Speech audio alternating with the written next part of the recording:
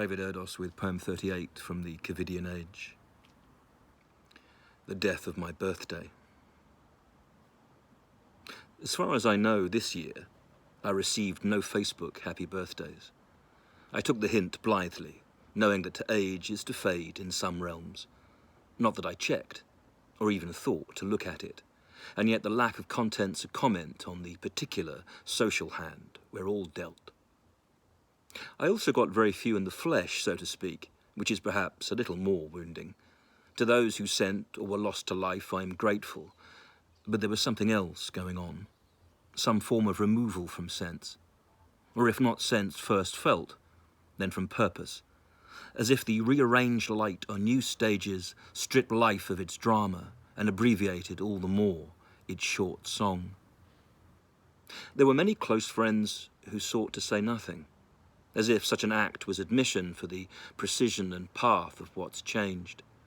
Between us all, I should say, and not the lack of personal feeling engendered. For just as distance divides us, so the subtraction weakens as well as warps time's exchange.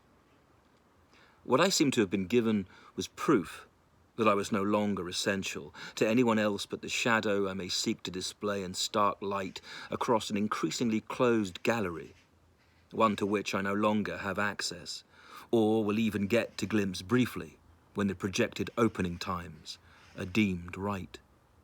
And yet, where I will consider the lives of those I used to know as slow structures, as I in turn become statue, and a statute too, no one fights, or possibly knows how to defend, as the separation of souls moves to claim us, and the days prized with others become lost glistening jewels, cast to night.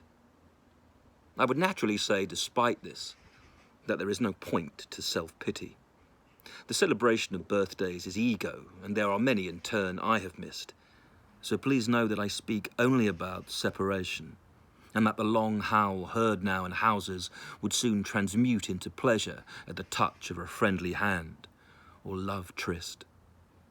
So while without it, I'm numbed, but will continue to work away at the absence, both here in this poem and in the pauses to come, fresh returns, in which the phrases found between friends construct a rhyme with the past that's still needed.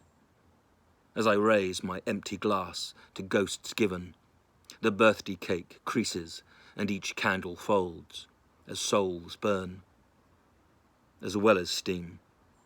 And so I lease my lasting wish to air wasted. Return, love, to mark me, or to show them where I was. Time still learns.